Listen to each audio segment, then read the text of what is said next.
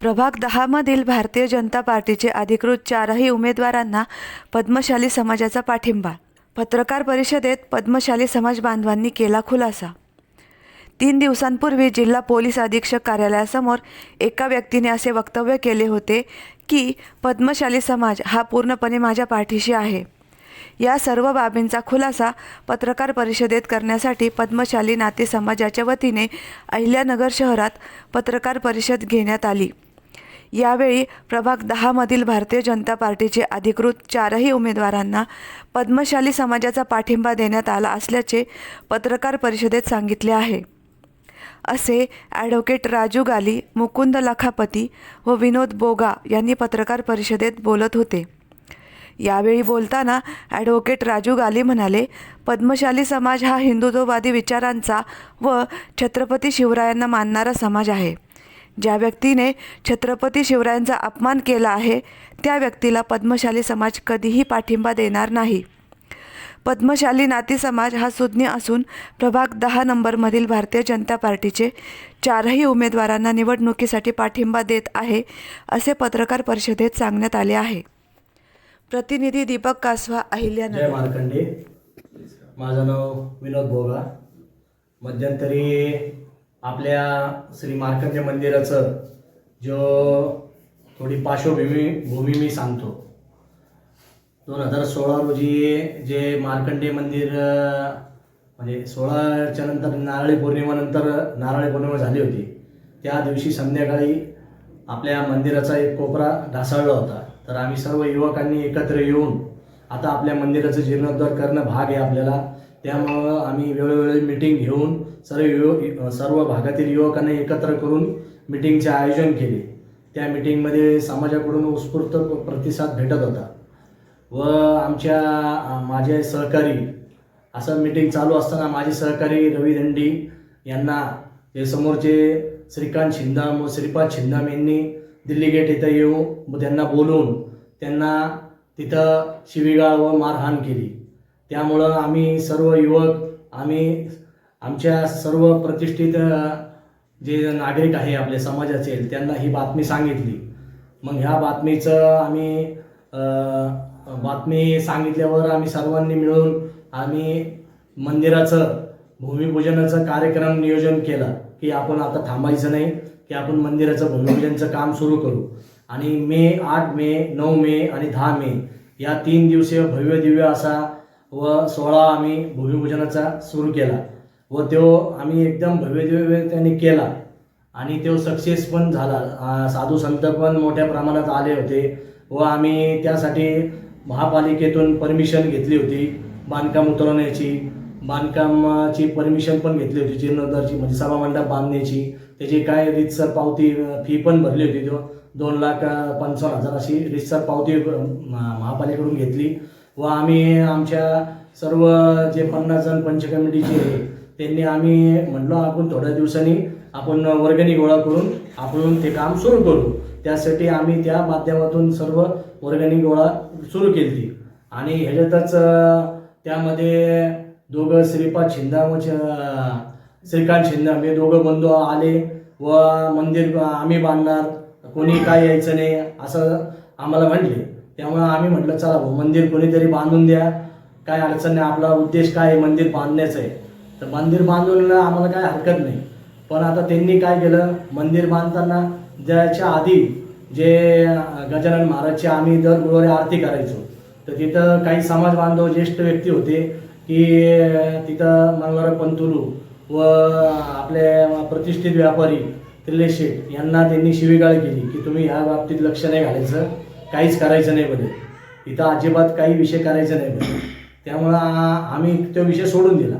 पण आम्हाला नंतर कळालं की त्यांचे पंटर लोक की ते सांगू सुटले की ते दोघंच मंदिर बांधणार आहे.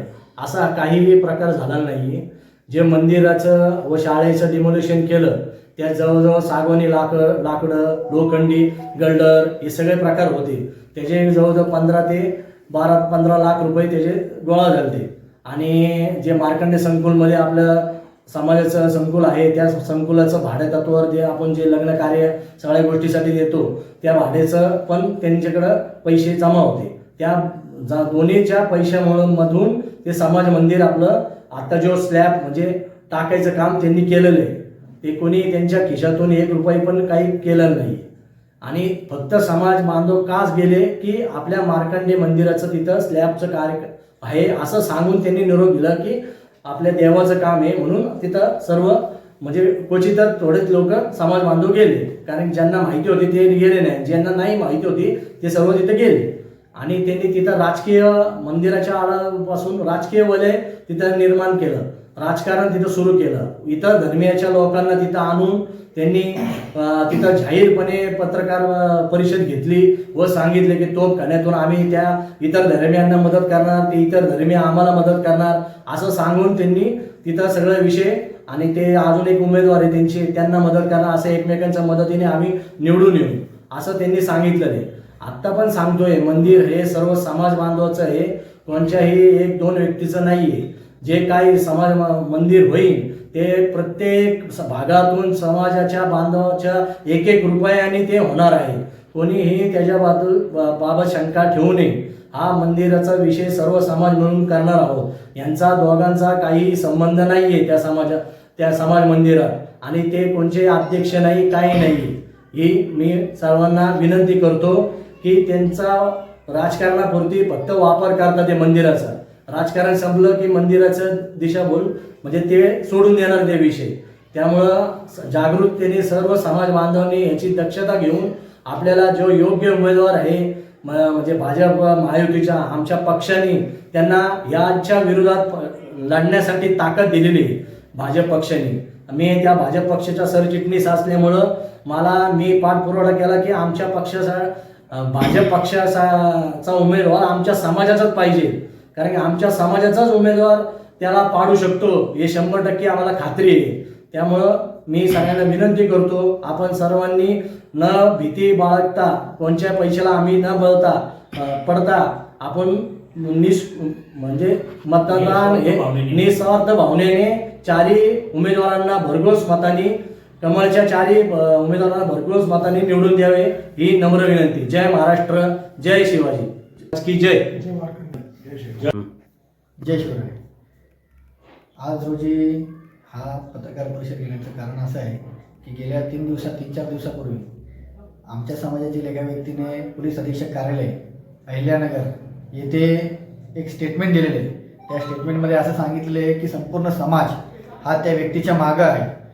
त्यासाठीच आम्ही सर्व समाज बंधूंनी एक मीटिंग घेतली. त्या मीटिंगमध्ये ह्या बाबीचं आम्ही खंडन केलेलं आहे आणि संपूर्ण समाजाच्या वतीने आज रोजी हे स्पष्ट करतोय की कोणत्याही प्रकारचा पद्मशाली समाज हा त्या व्यक्तींच्या मागे नाही आहे. ज्या व्यक्तींनी 16 फेब्रुवारी 2018 रोजी महाराष्ट्राचे ते आराध्य दैवत छत्रपती शिवाजी महाराज यांच्याविषयी जे वक्तव्य केलेले त्या वक्तव्याला संपूर्ण देशभरातून त्यांची आलोचना झालेली, त्यांच्याविरुद्ध निषेध झालेले. अशा व्यक्तींच्या मागे पद्मशाली समाज हा कधी नव्हता, नाही आणि राहणार नाही. पद्मशाली समाज हा हिंदुत्ववादी विचारांचा आणि छत्रपती शिवाजी महाराजांच्या विचारांचा अनुकरण करणारा समाज आहे. या समाजाने वेळोवेळी एक आदर्श समाजाच्या पुढे ठेवलेला आहे. अशा पद्धतीने जो समाजातला एक व्यक्ती आहे, ज्या व्यक्तीने छत्रपती शिवाजी महाराजांचं अपमान केलेला आहे, अशा व्यक्तीच्या मागे समाज कधीही राहणार नाही. आणि हे जे आभास निर्माण केले जात आहे की समाज हा त्या व्यक्तीच्या मागे आहे, तर माझी संपूर्ण इतर दुसरे जे सकल हिंदू समाज जे त्या सकल हिंदू समाजाच्या वतीने किंवा त्या सकल हिंदू समाजाला माझी विनंती आहे की हा जो आमचा पद्मशाली समाज आहे, हा समाज कोणत्याही प्रकारे त्या व्यक्तींच्या मागे नाही आहे. या पत्रकार परिषदेमातून हे आम्ही खुलासा करत आहे समाजाच्या वतीने, तर याची नोंद घ्यावी. जय महाराष्ट्र, जय शिवराय, जय मार्कंडेय. मी मुकुंद लखापती पद्मशाली समाजाच्या वतीने सर्व समाज बांधव 10 नंबरमध्ये सर्व समाज बांधवांना आवाहन करतो की भाजपचे हे जे 4 नगरसेवक आहेत, उमेदवार आहेत, त्यांना भरघोस मताने निवडून द्यावं. कारण त्यांचं काम सर्वांचं अतिशय चांगलं आहे, अतिशय सुशिस्त चरित्रवान व व्यापारी वर्गातल्या संपर्कातले असून ते सर्व समाज घटकातील प्रश्न सोडवण्यासाठी तत्पर आहेत, वेळोवेळी धावून येतात. म्हणून मी आज सर्व 10 नंबरमध्ये वार्डातील सर्व समाज बांधवांना या पद्मशाली समाजाच्या माझ्या समाजाच्या वतीने सर्व समाज बांधवांना विनंती करते की चारही जे भाजपचे नगरसेवक आहेत त्यांना भरघोस मतात निवडून द्यावे ही विनंती.